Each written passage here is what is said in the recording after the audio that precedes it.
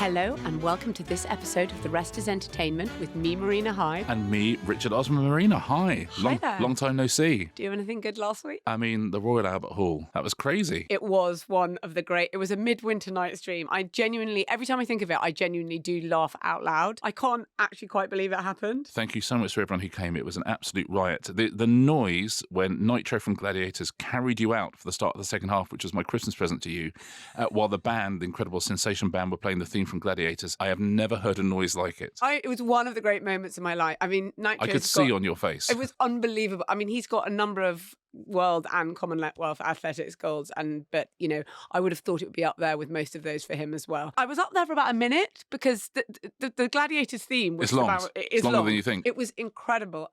1 million. You were like on the prow of the Titanic. Yes, it had a very strong vibe of a figurehead. And the wonderful moment where he said, "Oh, I've injured my hamstring," and you said, "Well, you mustn't carry me." He said, "You weigh literally nothing." He was so charming. Yeah, it was great. But thank you so much to everyone who came. It was an absolute. All the phone torches when people were spontaneously doing the phone torches, the whole of the Royal Albert Hall. And we had snow. The snow machine was a personal favourite. Yeah, but listen, it was an awful lot of fun. Will we do it again? I don't know. Neither of us are lice performers, but it was an absolutely terrific laugh. What are we talking about? I don't know. It was amazing. It was. I don't know. We're not sure. Yeah. What are we talking about this week? We are going to talk about Ariana Grande and the huge sort of focus on her body shape. She's on the Wicked press tour, and there's been a huge amount of talking about how she looks and whether she's well or not, and she's had to respond to it. We're going to talk about Christmas #1 and how it might be shaped by a 79-year-old woman on TikTok this year. And our friends at More in Common, the polling organisation, have done loads and loads of polling about Christmas films, Christmas chocolates, and people's political persuasions. But there's lots of very silly stuff there. We'll tell you Britain's favourite Christmas movie of all time. We'll begin then with Ariana Grande. I find this. First of all, we should say that the Wicked press tour has been a vibe. It's been Ariana and Cynthia Erivo going round. It's a juggernaut, this thing. I don't know how many destinations it's had, but they have honestly, not since Margot Robbie did Barbie has someone sort of just really gone out there and tried and sold a movie. But there's a very distinct energy to this one, much as there was with, I've previously discussed on this podcast with Lady Gaga's A Star Is Born tour. Yeah. It got a real vibe. They sort of cry almost in every interview now. It's obviously very, very emotional. I don't know how they're going to do the whole thing all over again this time in the year. I hope they're taking on fluids. Yeah, absolutely. I hope they do. And they're going to have to do it all over again when Wicked Part 2 comes out next year. It's like the London Marathon. They need to have like stations where people are just holding up cups of water for them. We're in Budapest and they're just like, take one, knock it back. In one of these interviews last week, there's been a huge amount of focus on Ariana Grande's appearance and whether she is looking, very sort of painfully thin. And someone asked her, a French journalist or YouTuber asked her how she felt about it. And she became very emotional and said, "I've been doing this in front of the public and kind of been, a specimen in a Petri dish since I was 16 or 17. So I've heard it all. I've heard every version of it, of what's wrong with me. Then you fix it and then it's wrong for different reasons. It's very hard to protect yourself from this noise." And it went on more than that. But I suppose what we're talking today, it's incredibly difficult, as we know, and as everyone has said, being anyone in the public eye, by the way, and young men have their own kind of issues with this stuff too. So in some ways, and we'll get into this in more detail in a bit, but we'll wonder if it's a similar story to the paparazzi where things we thought had gone away.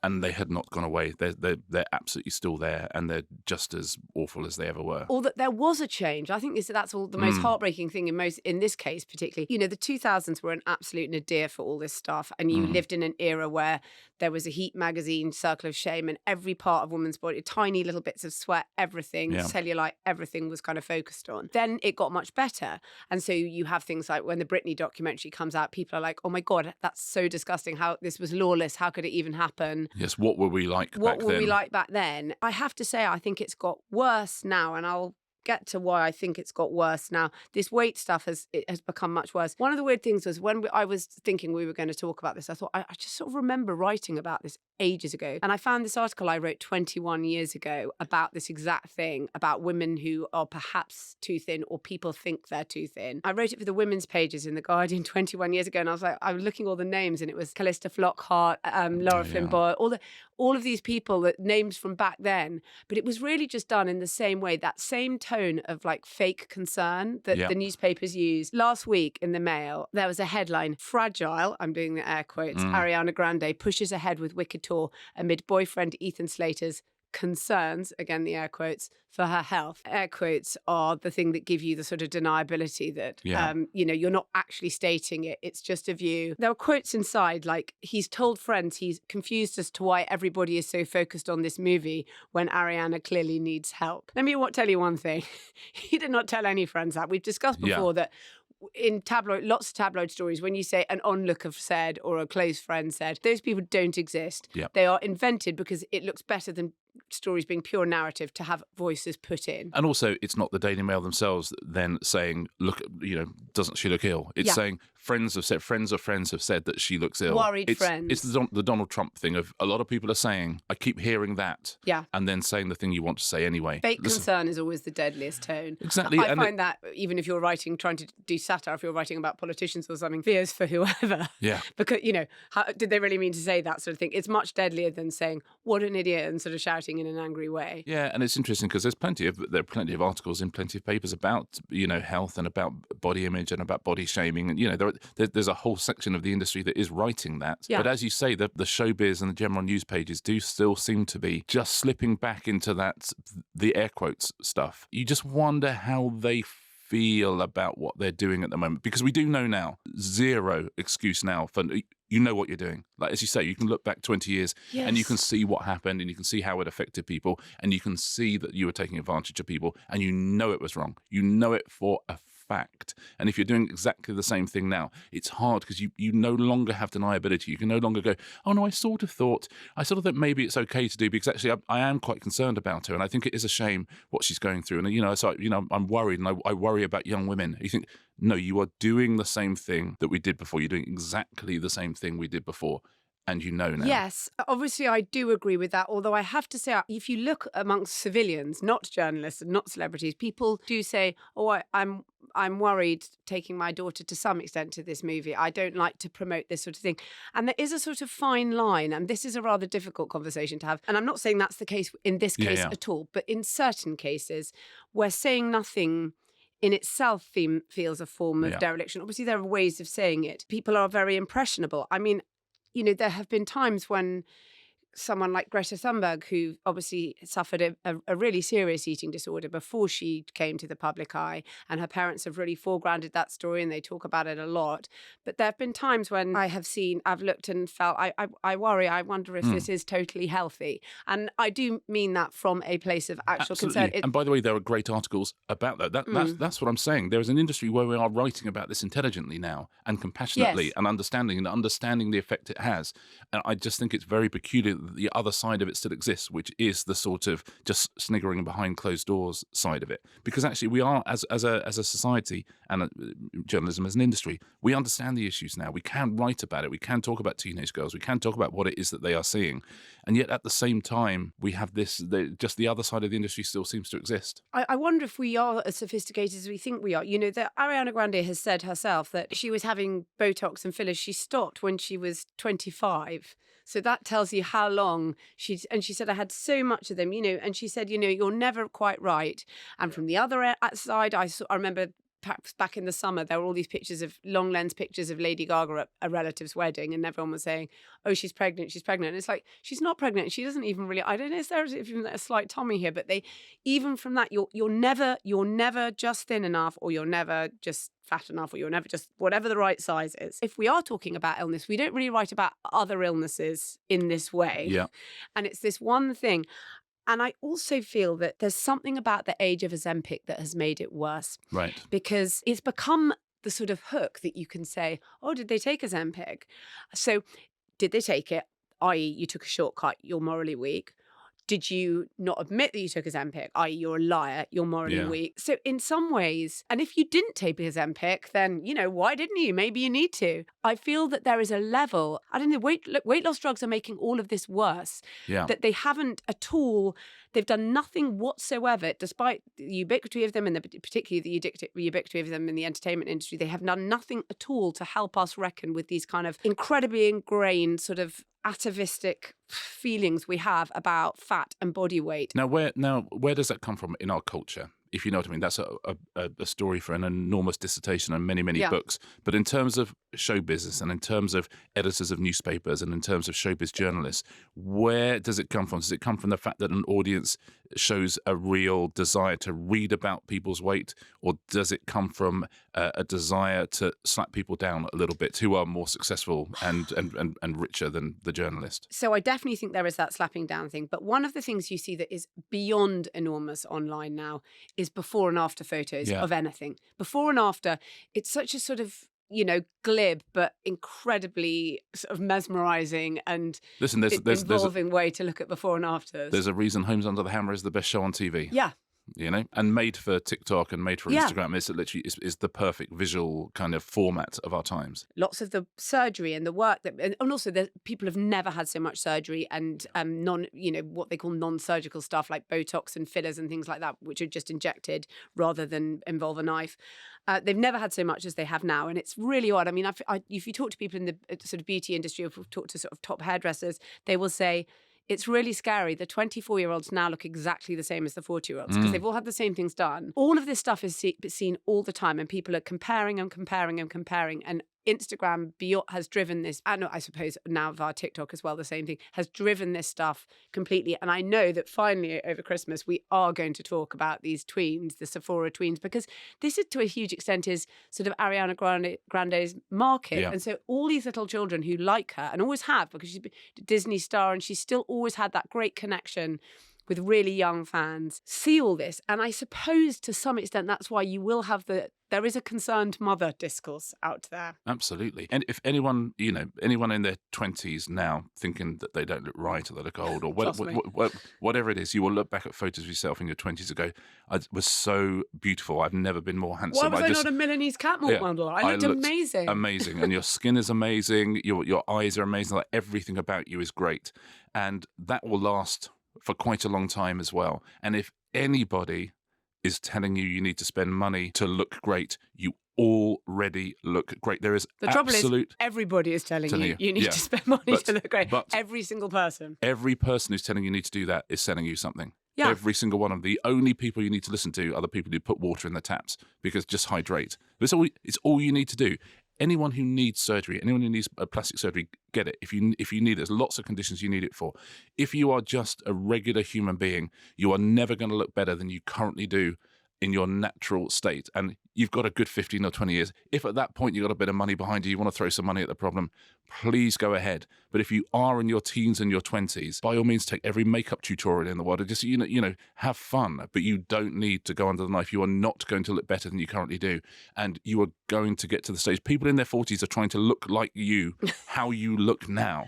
That's what they are. They are literally trying to copy how you look without having any work done at all. That is free. It's absolutely free. You do not need to spend a penny.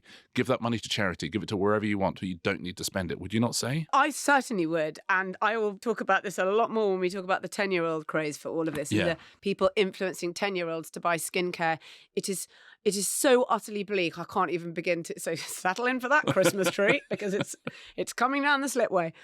But to bring it back to Ariana Grande, I would say that it's very difficult, and I do understand, particularly with the sort of parental concern, it's impossible to live in this culture and to think that it's got any better. All of these things that are supposed to help have made things worse. The same way that sort of 2000 celebrities, it was awful and you had the paparazzi and all of that. The paparazzi is still bad. Yeah. But the fandom has become so difficult with social media. We talked about Chaperone. We talked about all of those things. Again, it's very difficult to think that a period of progress has not been followed by a massive period of regress. Well, that has been complicated by the new technologies, be that social media or be it semaglutide, or be it whatever form of weight loss thing people are using. There are awful people in the world, and the age of social media means we hear from all of them.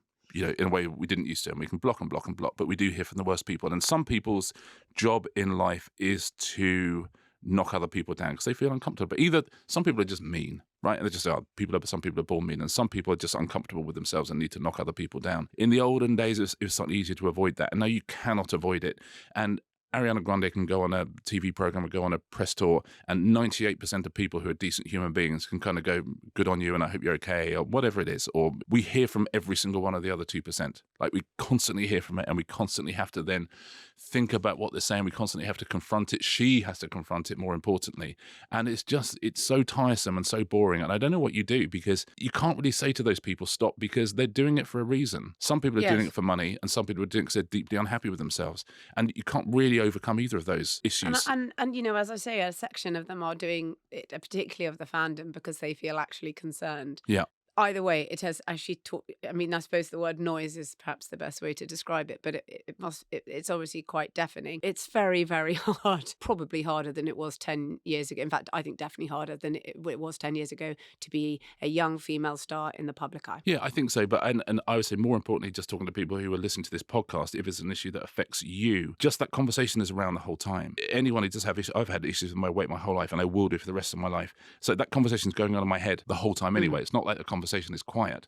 But when it's in the culture as well, and it's in the media, and people are having views on it, people are talking about it, people are telling you about it, it's hard. So anyone who does have that, I would say you don't have to worry so much about what people are saying about Ariana Grande. Worry about, just talk to people who you love, talk to your friends, understand that you're beautiful and loved, and all of those things, and get rid of the shame of what it is about weight that upsets people, what it is about losing weight, what it is about putting on weight. Try and lose that shame by talking about it. But people who are constantly writing about it are not helping, I would say. But it is very, very, very, very hard to be a human being. Is it not? And it's very hard to be a human being in a world where stimulants are constantly pushed upon you by every industry they are, because it's just the world that we live in. And so if you can ever take a little bit of time, a little bit of space, just remember who you are as a human being. Remember you're loved, and remember that there's no shame. And everyone's going to have addictions, everyone's going to have difficulties, and not worry about this cultural conversation going on the whole time. Just take a little bit of time out from it all. And that goes for Ariana Grande as well. As discussed, I have a present. Wow. If this is a year's worth of Ozempic, I think it undercuts what we've been talking about. That's my view. Whoa. For the benefit of the tape. Amazing. I am passing Richard a copy of the legendary Radio Times double issue, which actually comes out on Tuesday, the day this podcast comes out, but which I managed to go behind the counter at a Central London newsagent. And yes, get this. It's not where you want to go, is it? Behind the counter at Central London. You know what? Newsagent. I loved it back there. Yeah, and a highlighter as well. And traditionally, as always, a highlighter. And on the front cover, we've got Wallace and Gromit, or as the BBC now call them, Gromit. Thank you so much. Oh my God, that's so exciting. It's a great. By the way, the Radio Times Christmas issue is such a legendary thing, and me and my whole childhood, I still try and get it every single year. And they've done so many good things in that. There's because obviously I had to buy one for myself as well, and I've already cracked it open. Outnumbered is coming back on Boxing Day and all the children are now grown up. They've redone an exact Radio Times photo that they did right back from when they were tiny, and now they're all. It's amazing. I mean, they spend so much time on this issue, and it is so good. So, by the way, that comes out on Tuesday. This is not sponsored content. It's really not. But also, by the way, the present you bought me at the Royal Albert Hall, I bought you Nitro, but you have got me. Genuinely, listen, you can look at my IMDb if you wish. You can look at my Wikipedia. You got me an executive producer credit. You bought me an executive producer credit on a film called Another Plan from Outer Space, The Doomed. Not only is it on your upcoming producer credits, which include two things: The Thursday Murder Club, directed by Chris Columbus and produced by Mr. Steven Spielberg's company, and this one, which I'm going to let you know is probably going to rate considerably lower. You don't care about things like averages and ratings and sales, Richard. We showed a little clip from it, didn't we, at the Albert Hall, and it looks pretty special. That was the first one. Yeah, that was. I can't believe that Hollywood is open to financial, corruption. But anyone can become a producer. Anyone can buy an executive producer credit, and it's actually going to be on IMDb. I love both of my presents. Thank you. Now, Christmas number one. Last year, we predicted it right. We predicted Christmas number one book last year, so we're going to do the same this year. I want to talk about one very specific song that has caught fire in the last few years. There's traditionally, ever since the advent of streaming, Christmas songs are huge at Christmas in the UK, and we've had the Holy Triumvirate, which is Wham! Last Christmas, Mariah, All I Want for Christmas Is You, and the Pogues, Fairy Tale of New York. Those are the three that have sort of always been the top three Christmas songs in the UK. Now, the Pogues has now dropped out of that top three. Into that top three has come a song which, for years, would have been at the very end of all those, now that's what I call Christmas compilations, and that is Rockin' Around the Christmas Tree by Brenda Lee, which has become absolutely huge. It's become huge over here, and it's become absolutely massive in the United States. So this was recorded in the 50s, Rocking Around the Christmas Tree. Brenda Lee, she was 13 years old when she recorded it. So if you're listening to that, that's a 13-year-old singing. Incredible voice. Incredible voice, one of the greatest For 13, that is extraordinary. vocalists of all time. It was written by a guy called Johnny Marks. And Johnny Marks, who really specialised in Christmas songs, he wrote A Jolly Holly Christmas, which we might know the Bublé version of, but he also wrote Rudolph the Red-Nosed Reindeer. Did he? It's weird to think that someone wrote that. Yeah. But you know what I mean? It feels like They are lyrics, Richard. It feels like it's been. I suppose so. I mean, are they? So he wrote that, but he wrote "Rocking Around the Christmas Tree." She recorded it at 13 years old. Now, as I say, it's bumbled along for a few years. Brenda Lee is very much still with us.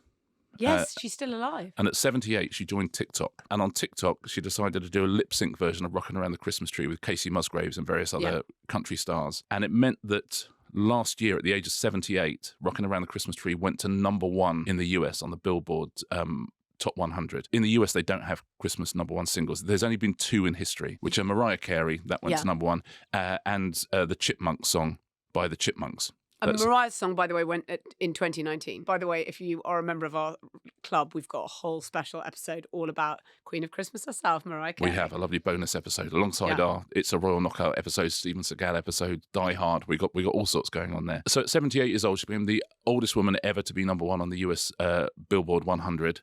The next week, she had turned 79, so became the oldest woman again. And this year, at 80, I suspect it might go to #1 again. So that song has become absolutely massive. It's become massive because at 78, she decided to go on TikTok, which is why this year, I suspect it's going to be top 3 in the UK, Rocking Around the Christmas Tree, when for years it sort of hovered around the kind of 20s or something. So the question is, what's going to be Christmas #1? In the UK? In the UK. In the UK. Can I just say how small, I'm sure Rory's already done this explainer on The Rest is Politics about how Christmas #1's calculated, but let me just chime in anyway. So any #1 is done, sales, it's Friday to Thursday in the given week. Download sales is one thing. Streams are counted depending on whether the person has a paid or a free subscription to the service. So 100 paid streams equals 1 sale, and 600 free streams equals 1 sale. So basically the sort of stream to sale ratio is kind of 200 to 1. And you're also only at any week, you're only allowed 3 tracks in the charts. They're not going to, if you have your album out and like everyone loves everything and they're streaming the whole thing like Taylor Swift or whatever, you can only have 3 in the charts. But that's how they're doing it. Now, tell me what's going on this year, please. Well, that means, of course, that forever and ever and ever now, it's going to be a Christmas song that's #1 because people are streaming it, people are playing playlists and what have you. And we had the era of X Factor, which went away. Then we had the era of Lad Baby, who did all their songs for the Trussell Trust. That's gone away. And I think now it is just those Christmas songs that are going to be battling it out year after year after year. So last year, for the first time ever, Wham got Christmas #1. Mariah still haven't had Christmas #1. It's been #1, but it hasn't been #1 at Christmas. The Pogues will be in the top 10. As I say, Brenda Lee will be in the top 10. A few songs which are sort of creeping up the charts a little bit. Underneath the Tree by Kelly Clarkson, I think might break into the top 10 for the first time ever this year and might keep going in that upward trajectory. Feliz Navidad has never been in the top 20. It looks like it might be in the top 20 this year. But I think the Christmas #1 for the next 10 years is going to be Wham versus Mariah. And then maybe something else might come along, but it'll be another one of the Christmas songs. The fact that it's just the same things again and we're going back to these same furrows, I quite understand it because it's comfort, whatever, but it does seem to fit with me with all those, those words like bed rotting and the idea of escapism and that kind of Bed general... rotting? Do you know the phrase bed rotting? People just staying in their bed and can't get out and just like, what's the point? I'm removing from life. Right. It's one of the words of the year, maybe last year, whatever. Recently, it was one of those words of the year. It's about a withdrawal from the present. And there is obviously there is a sort of, it's a withdrawal from the now, from the current. There's a sort of general negative view around in the world. And I find it quite odd. It's not sort of necrotic, but it is slightly like there's nothing new being created and the same thing. We're going back and back to the same thing. I don't know.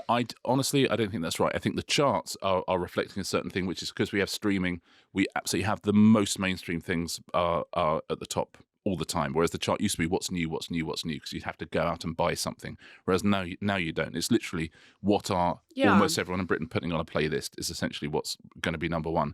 And so lots of people are trying to be Christmas #1 again this year. Even Simon Cowell is back, Callum Scott and Leona Lewis. Reverend and the Makers have done a great Samaritans charity song. So lots of people are still aiming for this. Christmas, like the final episode of an X Factor, everybody starts listening to music at the same time and they all listen to the same music. I cannot see a way in the next 10 years we can get rid of the military industrial complex of Wham versus Mariah. And also they really buy into it. Andrew Ridgeley's off doing, lots of videos, so's Mariah, giving lots of money to charity and all sorts of things. At E17, I think it's the 30th anniversary, they beat Mariah to Christmas number one when it first came out. So everyone's still going for it. Don't think it's a moribundity of where we are as a culture, because there's been amazing music has come out this year. I just think that there's something very specific about Christmas and the fact that suddenly it's not just music lovers who are streaming music every day. It is everybody is doing it. And once everybody does it, suddenly Dairy Milk is the most popular chocolate bar, Ready Salted Walkers are the most popular crisps, and Wham versus Mariah is going to be the Christmas number one battle now until the end of eternity. Oh my God. As a result, it doesn't mean anything anymore. I don't think, like, in the same way that when we were young, Christmas number one Christmas number meant a thing, and you were aware of what was coming. This is like a totally meaningless thing in the culture, like completely meaningless for anyone in like Gen A for definite, Gen Z too.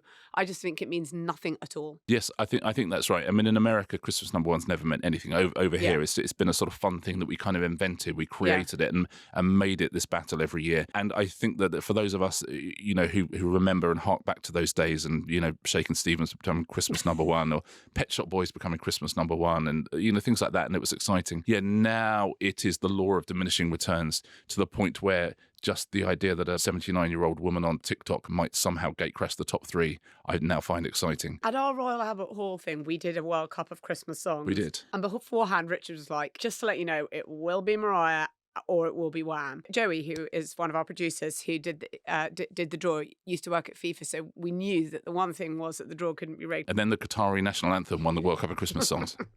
All my family were like, no, there's no way, because what actually won it was Fairy Tale of New York. Yeah. And my family were like, no, you totally fixed that, because everyone knew, because they hadn't played the full chorus, blah, blah. And I was they like, just played the we first bit. genuinely did not think, and thank goodness that they were able to do it, because when we went off to get ready, I think they then practiced it, and it was absolutely faultless, and everyone went nuts and was standing up amazing. and their phones We were had waving. snow coming down. All we had is the snow machine. But it's interesting that we're about to talk about our friends at More in Common, the polling organisation, and they looked into Christmas songs as well. Actually, Last Christmas and All I Want for Christmas Is You are huge with Gen Z and with millennials. But yes, baby boomers and Gen X, Fairy Tale of New York actually is still the most popular Christmas song. But it is not going to be number one, because they are not the people who stream the most. Number one, I think, will be Last Christmas. Okay, well, hold those thoughts, because I'd also like you to talk to me about the Christmas number one book. Christmas number one book, I think, this year. So last year it was Myrtle. In the year 2020, you beat a little guy called Barack Obama, I think was his name.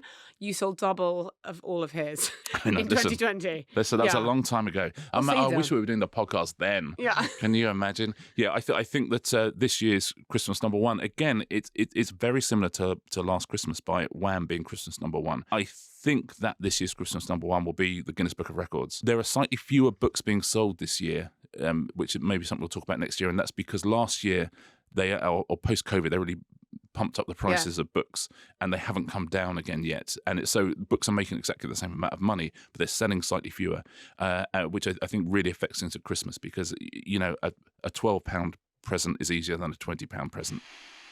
Shall we finish off talking about some Christmas polling that we had done by More in Common? Can we begin with the any other business of the polling, which More in Common also did for us, of Clarkson and Martin Lewis for PM? So the other week we were talking about whether a celebrity could become Prime Minister, and some people think they couldn't. I absolutely stand by the fact that they definitively could in the system we have at the moment. You could set up a party tomorrow that could win 400 seats in a few years' time. But Martin Lewis and Jeremy Clarkson were the two names that really rose to the top in terms of people who had a group of people behind them and who had some sort of, a voice on the political stage. So we Tribunes of the people. Tribunes of the people. We put the direct question of, if Martin Lewis were to run against Jeremy Clarkson in a general election, who would win? And it is, I was going to say bad news for Clarkson, but I don't think he wants to be a Prime Minister, so it's probably good news for Clarkson. Clarkson gets 24% of the vote, Martin Lewis 73%. Okay, once again, I have to say, I disagree with this. And I'll tell you why. I reckon this is essentially a presidential type of campaign because Yeah. Clarkson will pull ahead in that. Let me tell you, in the actual presidential campaign. And I'm sure that people have told More in Common this, but they tell their GPs they drink 14 units a week. Let me tell you, the British people are nutters, and Clarkson would pull ahead. Okay, and I will go to the wall saying that. By the way, probably won't be necessary. Nutters in a good way, I would say. Yeah, no, not always though. Yes, that's true. Not always though. Not always. But no. I'm not saying that voting for Clarkson is the nutty position because these are both celebrities and it doesn't really. But I'm saying that there's much more chaos beneath, and I just think that they would say that they wanted to vote for the technocrat who would save them some money, but I actually don't think that they would do it once the campaign had got properly underway. And if it was a US presidential campaign, like sort of a 9-month thing, let me tell you, Clarkson all the way, all day long. Absolute shoo-in. Interestingly, Right. they also polled for us if Martin Lewis ran against Keir Starmer for Prime Minister. Martin Lewis wins that 73-27. Sorry, by the way, 24% of Labour voters would prefer Jeremy Clarkson as PM over Keir Starmer. That's the one Jeremy Clarkson as PM? Yeah. Wow. 24% of Labour voters. So that's the most worrying polling that Keir Starmer has seen, and he's seen some bad stuff over the past few weeks. I'll tell you a more worrying one if you're Kemi Badenoch. Yeah. So Martin Lewis would beat Badenoch 75-25, which is huge. But among Tory voters, so Tory voters were asked, who would you vote for in a general election between Martin Lewis and Kemi Badenoch? It is 50-50. Do you know what? We will go for the money-saving expert rather than the woman we just elected leader of our party. Clarkson messaged us after we talked about that and said, if it came down to a general election between Jeremy Clarkson and Martin Lewis, I would vote for Martin Lewis. So there you go. Well, he'd be an absurdist. He'd say that on the stump as well, and he'd still win. So we got the 5 favourite Christmas films of all time, according to the British public that More in Common have given us. And now number 5, I'm disqualifying. So number 5, we'll get to this. Number 5, the 5th most popular Christmas film was Die Hard, right? Ooh. But More in Common also polled everyone to say, is Die Hard a Christmas film? I think it is, because I think the more Christmas films there are, the better. Because I think anything, I love films, I love Christmas. If it's a Christmas film, the world feels happier the more Christmas films there are. However, the British public absolutely disagree with me. 51-31 say it's not a Christmas film, so it's disqualified. Younger people do think it's a Christmas film. Yeah, they're right, in my opinion, but we have It's become a Christmas film. It's what I think we discussed in our special episode. As I told you, endlessly after Brexit, we have to respect democracy. Yeah. Our number 5 Christmas film of all time is It's a Wonderful Life, okay? Yeah. I think would have been higher if more people had seen it. So certainly anyone I think that's amazing. It's basically 80 years old. Yeah. That's extraordinary, and it's obviously a brilliant film. That's wonderful that it's that high up. And it's always also just a wonderful trip to the cinema over Christmas. It's always on at some local cinemas. Yeah. It's just, go and see that. It's a gorgeous thing. Number 4, The Snowman. Yeah. It's a TV film. Well, It's a TV movie. Yes, a TV movie. Number 3, Love Actually. Okay. Number 1, by the way, is going to be a shock, just to let you all know. Number 2, absolutely, I'll give them this, Elf. Yeah. Yep. I don't think number 1 is going to be a shock. Number 1, the greatest Christmas film of all time. Home Alone. Home Alone. Yes. I would make a case for National Lampoon's Christmas Vacation, but I Yes. appreciate its niche. So I think it has to just, not compete. Home Alone it's a perfect movie. I mean, obviously he's directed the Thursday Murder Club. Chris Columbus, It's a perfect movie. I honestly think it's a perfect movie.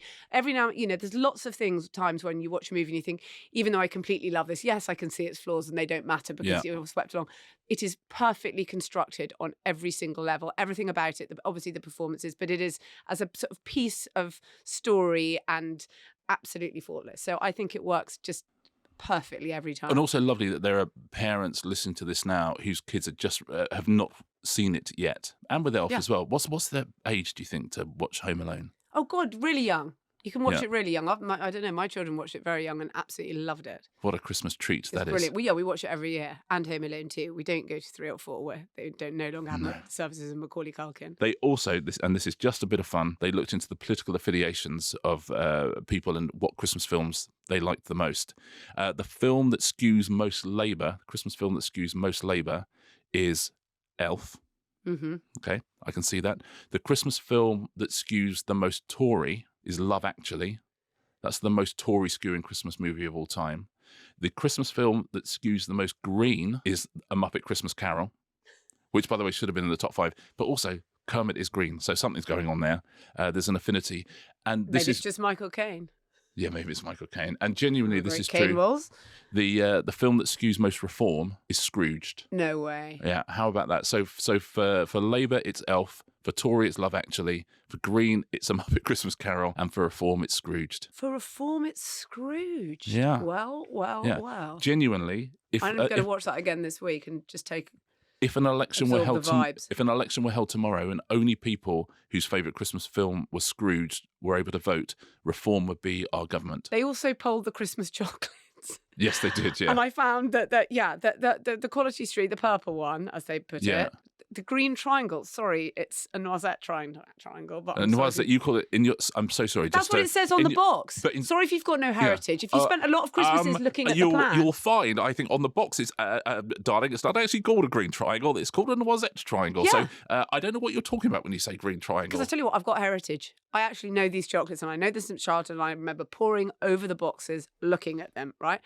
And I tell you what, I don't even want to. Where did those filthy fruit creams come? Because that, and I don't want to start another thing just before Christmas, but if it falls to me, a bookshelf style war. Okay. Yeah. The strawberry cream was number 3 on Quality Street. Oh my God. It should be number 1. Well, where does that go with Reform voters? Because I want to know. Well, Sorry. strawberry cream would be my number 1. Strawberry cream would be my number 1, and orange cream would be my number 2, which actually was quite a lot further down the list. Satanic. No. And by that, I don't mean they get all the best lines. I mean that they are evil and disgusting. Mind you, having said that, you want someone in the family who wants to eat them. So you can I have do. The good ones. Great. Okay, Yes. fair enough. Can I do an impression of We'd you be at like Christmas? Jack Sprat and his wife. Yeah. Carry on. I do. This is you at Christmas. Yes. Oh, do you know what? I won't have a noisette triangle. What I might do? Oh, there's a toffee penny left. Oh, terrific! My I like favourite. the toffee pennies. Oh my God! How are we doing a podcast? I don't know. That is absolute. You like a toffee Yeah, penny? because my mother liked toffee pennies, and she put us onto them and said that we used to love these when we were little. You do everything your That's mum what I'm says, talking do you? about. No, I don't. Wow. There's something to be said for You heritage. like toffee penny? You would literally you'd look in a tin of Quality I wouldn't be Street, happy if there. I put wouldn't your be hand and unhappy go, if there was nothing oh, left. hello, toffee Yeah, penny. I like the toffee pennies. Oh my God, that is genuinely. I think a lot of people think fruit cream. I'm sorry about this polling. Again, like I've said, people say a lot of things to I think it's good that we disagree with each other about various things, but this is even more than your bookshelf nonsense. This is sociopathic. Toffee pennies are only in there because it makes a fortune for the Quality Street people because they don't cost anything to make. It's literally just the offcuts of all the other chocolates. Okay, it's literally, that's not the recipe. All I'm saying is if you are a Quality Street executive, and some people must be that, that's a cool job, isn't it? Where your job is you're like Quality Street brand manager or something. They are literally going, I tell you what we should do. This would be delicious. Why don't we just save money? Why don't we do one of our chocolates without any chocolate at all? Literally, we'll put them in a tin of chocolates, but there is no chocolate in it whatsoever. Do you think anyone's going to swallow that and go, yeah, Marina Hyde will? Yeah. It's Fine. her favourite. None of this content was sponsored. I just wanted to say that. Yeah, that is lunacy. Probably quite obviously when I was calling some of them war crimes. We put together exactly. Yeah. Thank you to our friend. Yeah, I've got Quality Street. Hague. I've got Quality Street on the phone. They're slightly concerned about the advert. We put celebrations versus miniature heroes versus roses versus Quality Street, and say what's the best tin, what's the best tub. Which you're quite right. They're getting smaller. Shrinkflation. Celebrations won. Okay. And can you guess which celebration won out of the celebration? So the greatest Christmas chocolate of all? I'm sorry if it's confusing. They've given me the polling as well, Richard, so I don't have I'm to so guess. sorry. It's a Malteser, isn't it? It is. And it's wrong because it should be the Galaxy Caramel. But I think people think they're getting more simply because of the size of the packet. There are lots and lots of things as a country that split us down the middle. There's lots of things we do disagree on. There's a few things that bring us together as a nation. One of them is that the Malteser is the best celebration. I mean, it's just an absolute given. The Galaxy Caramel. Yes. Oh, that would go nice. Well, at least it's got chocolate on it. That's unlike you. We've gone from talking about weight gain to talking about Christmas chocolates, and that's a podcast for you. Right.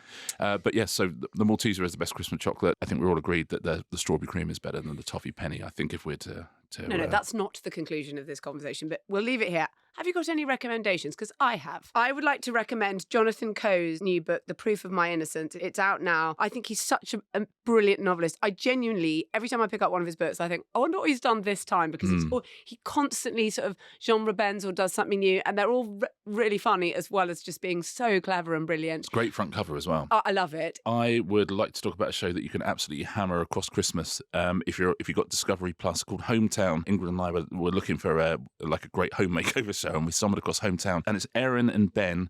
Ben is a carpenter, and Erin is a interior designer, and they live in a place called Laurel, Mississippi. And the whole show is about people moving to Laurel. They find them houses. They are so wonderful. The whole vibe of the thing is so great. The houses are so great. The whole thing from start to finish is an absolute delight. It's called Hometown. We are on season 1, and there are 97 episodes of this. And all the episodes are pretty much exactly the same. But it's one of those shows where you go, oh, please make this the same as the last one. And it's honestly, it is, if you've got Discovery Plus, it's just one of those absolute warm baths of a television show, Hometown. Shall we see each other again for the questions and answers edition on Thursday? Do you know what? I don't know if we should. Okay. It feels like we need a little bit of time apart. Let's hope 2 days is enough. I'll be here if you can't handle it. And I'll be here with a pocket full of toffee pennies. See you on Thursday. See you on Thursday.